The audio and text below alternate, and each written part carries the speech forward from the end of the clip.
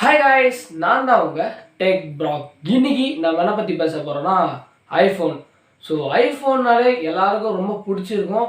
And அதுவும் இல்லாமல் இதோட இன்னொரு பக்கமும் இருக்குது. என்னன்னா இது விலை அதிகமானது, அதனாலே நிறைய பேர் அதை வாங்காமல் இருக்கிறாங்க. வாங்கவும் முடியாமல் நிறைய பேர் இருந்துட்டுருக்காங்க. பட் இருந்தாலும் இது ஏன் இவ்வளோ விலை ஏறுது? நிறைய பேர் நிறைய விஷயம் சொல்லியிருக்கலாம். ஆனாலும் முக்கியமான சில விஷயத்தை யாரும் சொல்கிறதில்ல.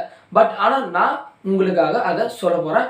ஸோ இது வரைக்கும் நீங்கள் டெக் ப்ராக் சேனலுக்கு சப்ஸ்கிரைப் பண்ணலாம். மறக்காமல் சப்ஸ்கிரைப் பண்ணிட்டு அந்த பெல் ஐக்கான் கிளிக் பண்ணி அதில் ஆல் நோட்டிஃபிகேஷன் அதை கிளிக் பண்ண மட்டும் தான் நான் போகிற எல்லா வீடியோஸும் உங்களை தேடி வந்து சேரும்.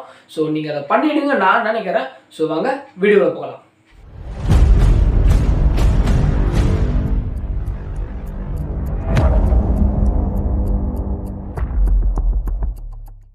எதனால் ஐஃபோன் இவ்வளோ விலை இருக்குது? நிறைய பேருக்கு நிறைய கொஸ்டின்ஸ் இருந்தாலும் எல்லாரோட மனசில் ஒரு தாட் என்னன்னா, இது ரொம்ப ஹேக் பண்ண முடியாத அளவுக்கு இதோட ஸ்பெக்ஸ் அதிகமாக இருக்கும்.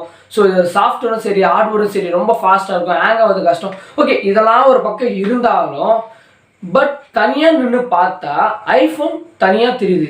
ஆண்ட்ராய்டை கம்பேர் பண்ணும்போதோ இல்லை ஒரு மைக்ரோசாஃப்டை கம்பேர் பண்ணும்போதோ இந்த ஆப்பிள் மட்டும் எப்போவுமே தனியாகவே இருக்குது. இதனால் நிறைய பேருக்கு, அதாவது செலிபிரிட்டிஸும் சரி பிஸ்னஸ் மேன்ஸும் சரி நல்ல ஒரு ரிச் பீப்புளும் சரி எல்லாருமே இந்த ஆண்ட்ராய்டு மைக்ரோசாஃப்டை விட்டுட்டு இந்த ஐஃபோன் பண்ணிட்டு வராங்க. பிகாஸ் இதுக்கு ஒரு காரணம் என்னென்னா இந்த ஃபோனுக்கு பின்னாடி இருக்க சிம்பிள்ஸ். ஸோ இந்த ஆப்பிளோட சிம்பிள்ஸ் முதல்ல என்ன மாதிரி கலர் இருந்ததுன்னா ஒரு ரெயின்போ கலரில் இருந்தது. அதாவது வட்டமாக முழு ஆப்பிள் வடிவத்தில் தான் இதை செஞ்சுருக்காங்க. அதுக்கப்புறமா போக போக இதோட டிசைன் மாற மாற எல்லாரோட கவனமும் ஒரே இடத்த திரும்ப வைக்கணும். அவங்க பிளான் பண்ணது தான் இந்த ஆப்பிளை ஜஸ்ட்டு ஒரு கட் பண்ணுற மாதிரி பீஸ் எடுத்துக்கிட்டாங்க. ஸோ இந்த பீஸ் எடுத்ததுனால ஒரு ஆப்பிளே டிஃப்ரெண்ட் ஆயிடுச்சு. பிகாஸ் ஏன்னா சாதா ஆப்பிளும் இவங்க ஆப்பிளும் ஒரே மாதிரி இருக்கிறதுனால கம்பெனிக்கு ப்ரெஸ்டீஜ் ப்ராப்ளமா. அதனால என்ன பண்ணாங்கன்னா, ஸோ நம்ம தனியாக தெரியணும், அதுக்காக நம்ம சிஇஓ ஸோ அங்கே இருக்க டேரக்டர்ஸ்லாம் யோசிச்சு மண்டேலாம் குழஞ்சி சின்ன ஒரு ஸ்மால் சேஞ்ச் தான் பண்ணாங்க. பட் ஆனால் மொத்த உலகமும் அவங்களுக்கு திரும்பி பார்த்த அளவுக்கு பண்ணாங்க. அதுதான் சொல்லுவாங்க, சின்னதாக பண்ணாலும் நல்லா பெருசாக பண்ணுற அளவுக்கு போகணும். ஸோ அந்த மாதிரி தான் இந்த டிசைனை அவங்க ரெடி பண்ணாங்க. ஸோ இதை ரெடி பண்ண உடனே மார்க்கெட்டில் செம்ம பிச்சிச்சு. ஏன்னா இதோட லோகோவே தனியாக தெரிஞ்சிச்சு நம்ம எல்லாருக்குமே. ஸோ இது வேற லெவலில் இருந்ததுனால இது எல்லாரும் பை பண்ணாங்க. அதுவும் இல்லாமல் எல்லாருமே வாங்குறதுனால என்ன யோசிச்சாங்கன்னா, அப்போது மற்ற ஃபோன்ஸுக்கு மாதிரி நம்ம ஃபோன்ஸ் சீப் ஆகிடக்கூடாது.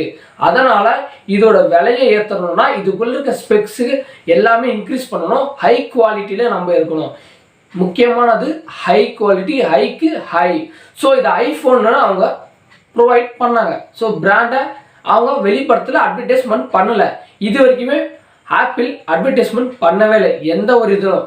ஏன்னா அவங்களோட சிம்பிள்ஸை இவங்க பண்ணணும்னு அவசியமே கிடையாது, இவங்க வாங்குற கஸ்டமர்ஸே பண்ணிடுறாங்க. ஏன்னா நிறைய பேர் பார்த்தீங்கன்னா ஐஃபோன் வச்சுருக்கவங்க எல்லாருமே அவங்க ஃபோட்டோ எடுத்து போகிறாங்களோ இல்லையோ அந்த முன்னாடி மிரர் வச்சு அவங்க அந்த ஃபோனோட லோகோ காட்டுற வரைக்கும் அவங்க எடுக்காமல் விடவே மாட்டாங்க யாராக இருந்தாலும். ஸோ அது அந்த அளவுக்கு இருக்கும். ஸோ அதனால இவங்க பிராண்டிங் பண்ணுறதுக்கு எதுக்கு நான் செலவு பண்ணணும் உட்காந்து, அதுதான் அவங்களே பண்ணுறாங்களே. ஸோ இதையே அவங்க என்ன பண்ணாங்கன்னா மார்க்கெட்டிங் பண்ண ஆரம்பித்தாங்க. ஸோ ஐஃபோனை அவங்க எதுவுமே பண்ணாமல் கஸ்டமர்ஸ் மூலமே அதை எல்லாருக்கும் சேவ் வாங்க வச்சாங்க. ஸோ இன்றைக்கி நம்பர் 1 லிஸ்ட்டில் அவங்க இருக்கிறாங்க. ஓகே, இந்த ஐஃபோனில் ஏன் இவ்வளோ ஸ்பெக்கு அதிகமாக இருக்கிறதுனால ஏன் இது விலை உயர்ந்ததும் இருக்குது? பிகாஸ் இது இருக்க சிப்செட்ஸும் சரி அண்ட் அந்த சென்சார்ஸு சரி, சின்ன சின்ன மைக்ரோ சிப்லேருந்து சரி ஒரு சார்ஜர் போர்ட் வரைக்கும் சரி எல்லாமே ரேட் அதிகம். ஏன்னா மோஸ்ட் எக்ஸ்பென்சிவ், ஓகேங்களா, அதாவது விலை அதிகமான விஷயங்களை இவங்க பில்ட் பண்ணி வச்சுருக்காங்க. ஏன்னா அடுத்த வர ஜென்ரேஷனுக்கு ஒரு 3 தலைமுறையாவது இது நல்லா நின்று பேசணும், அதுக்காகவே அவங்க ரெடி பண்ணியிருக்காங்க. ஏன் சொல்கிறேன்னா ஐஃபோன் யாருக்கிட்டையுமே கம்பேர் பண்ண மாட்டாங்க. அவங்களோட யூனிக் வே, அதாவது ஓன் மேக்கிங் மாதிரி தான். என்னோட வழி தனி வழி. அப்படியே நான் கம்பேர் பண்ணாலும் என்னோட கீழே இருக்க மாடல் வச்சு தான் நான் கம்பேர் பண்ணுவேன். எப்படின்னா 10R வந்தது. ஸோ 10Rலேருந்து 11க்கு அப்டேட் பண்ண சொல்ல கேமராவை டியூல் கேமரா மாற்றினாங்க. அது 12MP 2 12MP மாற்றினாங்க. அடுத்தது 11க்கு, அடுத்தது 12க்கு, 13க்கு. ஸோ இந்த மாதிரி அவங்களோட கம்பேரிசன் எல்லாமே அவங்களோடதவே போச்சு. ஸோ நான் இதே ஒரு சின்ன ஒரு விவோ பார்த்தீங்கன்னு வச்சுக்கலாம். விவோ ஓப்போ கூட கம்பேர் பண்ணுவாங்க, ரியல்மி கூட கம்பேர் பண்ணுவாங்க, எம்ஐ கூட கம்பேர் பண்ணுவாங்க. ஸோ இப்படி கம்பேர் பண்ணி இவங்களுக்குள்ளே அடிச்சிக்கும் போது அவங்க சோலோவாக நிற்பாங்க. ஒரு வருஷத்துக்கு ஒரே ஒரு மொபைல் தான் லான்ச் பண்ணுவாங்க, ஒரே ஒரு மாடல். அந்த மாடலுக்கு மூணு சீரீஸ் வரும். அதாவது மினி, நார்மல், ப்ரோ, அப்புறம் ப்ரோ மேக்ஸ். 4வது தான் இப்போ ப்ரோ மேக்ஸ்னு வருது. பட் ஆனால் 3 தான் இருக்கும். இந்த 3 தான் லான்ச் பண்ணுவாங்க. அந்த 3த்துக்கு என்ன டிஃப்ரெண்ட் இருக்குன்னு வச்சுக்கோங்களேன். ஜஸ்ட்டு சென்சார்ஸ் மட்டும்தான் கம்மியாக இருக்கும் தவிர மற்ற உள்ளுக்கு எதுவுமே மாறாது. சென்சார்ஸ் அப்டேட் பண்ணியிருப்பாங்க, இல்லைன்னா சிப்ஸும் மாற்றி வச்சுருப்பாங்க. மற்றபடி ஒன்றுமே இருக்காது இதில். அதாவது 11க்கும் சரி 12க்கும் சரி ஒரு சின்ன டிஃப்ரெண்ட்னால தான் இது இவ்வளோ விலைக்கு போயிடுது. அதனால தான் ஐஃபோன் அவங்களுக்குள்ளேயே போட்டி மேலே வரும்போது இவங்களாம் அச்சின்னு இருக்கும்போது அவங்க மட்டும் தனியாக நின்று வெளியே பார்த்துட்டு இருப்பாங்க. அப்படியா முடிஞ்சிச்சப்போ சண்டை, இப்போ நான் லான்ச் பண்ணலாமா? ஆனால் அவங்க லான்ச் பண்ணும்போது மொத்த வேர்ல்டுமே அவங்களுக்கு திரும்பி பார்க்கும். ஒன்றுமே பண்ணிட மாட்டாங்க. ஜஸ்ட் ஒரு சின்ன ஷேப்போ இல்லை சைஸோ இல்லை புதுசாக இது ஒரு மைனட்டாக மாற்றிருப்பாங்க, அவ்வளோதான். மொத்தமே வா சூப்பராக இருக்குது. இது ஆல்ரெடி ஆண்ட்ராய்டில் நடந்திருக்கும். ஆனால் ஐயோ எனக்கு இதெல்லாம் கண்ணு தெரிலங்க. ஐஃபோன் பண்ணும்போது தான் எனக்கு நல்லா கண்ணுக்கே எல்லாமே நல்லா தெரியுது. அப்படின்ற அளவுக்கு நம்ம எல்லாரோட நோக்கமும் அவங்கக்கிட்ட போகுதுன்னா அவங்களோட பிராண்டிங், அவங்களோட ஐடியாஸ் சரி, அவங்களோட யூனிக் வே, ஓகேங்களா? அதனால தான் ஐஃபோனை எல்லாருமே விரும்புகிறாங்க. ஆனால் ஐஃபோன் என்ன பண்ணியிருக்காங்கன்னு இப்போ வர அதாவது 13 வந்ததுலேருந்து 12க்கு மேலே வரும்போது எல்லா சீரீஸுமே நாங்கள் சார்ஜரை கொடுக்க மாட்டோம், ஹெட்ஃபோனை பாதியிலே கட் பண்ணிட்டீங்க, ஓகே ரொம்ப சந்தோஷங்க, கட் பண்ணிட்டீங்களான்ற அளவுக்கு ஆயிடுச்சு. ஸோ இப்போ அடுத்தது என்ன பண்ணீங்க, சார்ஜர் கட் பண்ணிட்டீங்க. அடுத்தது என்ன தான் பண்ண போகிறான்னு தெரியல. ஓகே ஃபோனுக்கு பேட்டரி கூட தனித்து ஃபோன் டப்பா மட்டும் கையில் ஊற்றுறான்னு நினைக்கிறேன். வெறும் ஃபோன் மட்டும் வாங்கிக்கணும் போல், அந்தளவுக்கு இவங்க தயாராகிட்டாங்க போல். ஏன் இந்த மாதிரிலாம் பண்ணாங்கன்னா ஐஃபோனை எல்லாருமே வாங்க இருக்க முடியாது. அவங்க ஒரு அதாவது சொல்லல யூனிக் வே கோசம். இந்த யூனிக் வே இதில் குடும்பமாக காட்டுவாங்க. ஏதாவது சார்ஜர் இல்லாமல் ஒரு ஹெட்செட்டும் இல்லாமல் எல்லாமே நாங்கள் பை பண்ணுவோம்னா ஃபோனு ஒரு அதாவது ஃபோனு 1 lakh இருக்கான், பை பண்ணி வாங்குறதுக்குள்ள 1.25 ஆகிடும், 1.25 லட்சம். அது இல்லாமல் ஆப்பிள் என்ன பண்ணுறாங்கன்னா அவங்க வேற யாரு கூடவும் சிங்க் ஆக மாட்டாங்களா, எங்களோட எக்கோ சிஸ்டம்குள்ளே தான் வரணும். முதல்ல இந்த எக்கோ சிஸ்டம்ல என்ன தெரிஞ்சுக்கோங்க. ஸோ அதாவது ஆப்பிள் சம்மந்தப்பட்ட எல்லாமே எக்கோ சிஸ்டம். ஆப்பிளோட ஐமேக்கு, லேப்டாப்பு, அப்புறம் ஹெட்செட்டு, வாட்ச்சு, இதெல்லாம் தான் ஈகோ சிஸ்டம் சொல்லுவாங்க. ஸோ இது எல்லாமே இதோட கம்பேர் பண்ணலாம். அதாவது ஐஃபோன்லேருந்து இருக்க காப்பியை நீங்கள் லேப்டாப்லேயே மாற்றலாம், லேப்டாப்பில் தூக்கி மேக்லேயே மாற்றலாம், ஓகேங்களா? இந்த மாதிரி ட்ரான்ஸ்ஃபரும் உங்களால் ஈஸியாக பண்ண முடியும் ஐஃபோனில் மட்டும். அண்ட் இதே ப்ராசஸ் இப்போ நிறைய பேர் கொண்டு இருக்காங்க, ரொம்ப சந்தோஷம் தான்.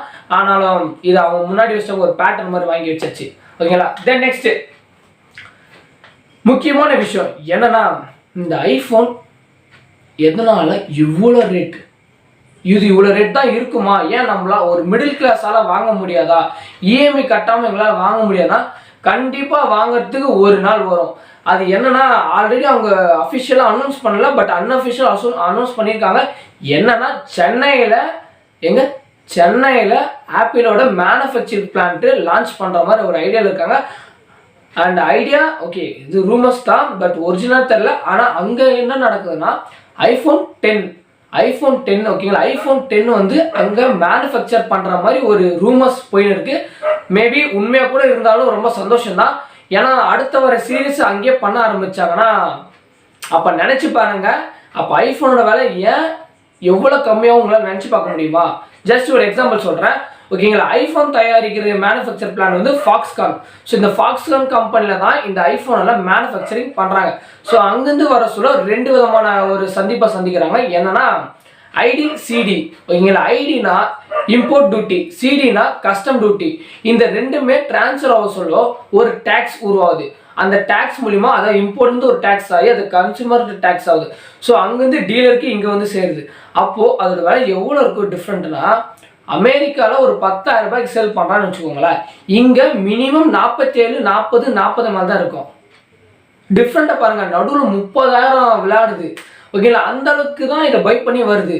ஸோ அப்போ இந்த ஐடி, சிடி ரெண்டுமே இடம் மாற்ற பண்ணனா அந்த மேனுஃபேக்சரிங் பிளான்ட்டை தூக்கி நம்ம இந்தியாவில் இல்லை எங்கே வேணா வச்சுக்கோங்க, இந்தியாவில் வச்சா போதும். சென்னையில் வந்துச்சு, பட் இருந்தாலும் ஒரு அதாவது ஒரு எப்படின்னா முழு பிளான்ட்டு தூக்கி ஒரு ஆப்பிள் வந்து இந்தியாவில் வச்சாங்கன்னா ஐஃபோனோட ரேட் எவ்வளோ இருக்குன்னு வச்சுக்கோங்களேன். ஜஸ்ட் ஒரு மிடில் கிளாஸ் அசால்ட்டாக வாங்கிட்டு போகும், நெட் கேஷ் கொடுத்துட்டு வாங்கிட்டு போல அளவுக்கு அவங்க கம்மியாக இருக்கும். ஆனால் அது பண்ணுறது இல்லை. ஓகே பண்ணணுன்ட்டு அவங்களுக்கு ஆசை தான், பட் இருந்தாலும் ப்ரெஸ்டீஜ் ப்ராப்ளம், அதனால் கொஞ்சம் யோசிச்சு தான் பண்ணுவாங்க. ஏன்னா அதுக்குன்ட்டு அதே 10,000 ரூபாய் தந்துடுவாங்களப்பா அப்படின்னா அப்படிலாம் தர மாட்டாங்க. 50,000 ரூபாய் இருக்க பொருளை ஒரு 30,000 ரூபாய்க்கு சேல் பண்ணுவாங்க. ஓகே, அது 20,000 ரூபாய்க்கு எவ்வளோ மேல் ஐஃபோன்றது. ஸோ ஓகேங்களா, இந்த விஷயத்த உங்களுக்கு புதுசாக இருந்ததா, ஐஃபோன் இப்போ ஏன் எக்ஸ்பென்சிவாக இருக்குது உங்களுக்கு நல்லா புரிஞ்சிருக்கும். சிம்பிளானது ஜிஎஸ்டி. ஸோ இதோட டேக்ஸ்னால தான் இது இவ்வளோ ரேட்டாக இருக்குது. மேபி ஃபியூச்சரில் நிறைய வாய்ப்பு இருக்குது ஐஃபோன் பிளான் வந்து இந்தியாவில் லான்ச் பண்ணுறதுக்கு. ஸோ எல்லாரும் அதுக்கப்புறம் காத்துட்ருக்கேன், நான் அவளோட காத்துட்ருக்கேன். ஓகேங்களா, ஸோ இந்த இன்ஃபர்மேஷன் உங்களுக்கு ரொம்ப பிடிச்சிருந்தா உங்கள் ஃப்ரெண்ட்ஸுக்கு ஷேர் பண்ணது இல்லாமல் கீழே லைக் பண்ணுங்கள். அந்த கமெண்ட் உங்களுக்கு என்ன தெரிஞ்சோ அந்த கமெண்ட்டில் கமெண்ட் பண்ணுங்கள். ஸோ மாற்றம் ஒன்றே மாறுது. Love you guys, bye bye. வேற ஒரு வீடியோ சந்திப்போம். நன்றி, வணக்கம்.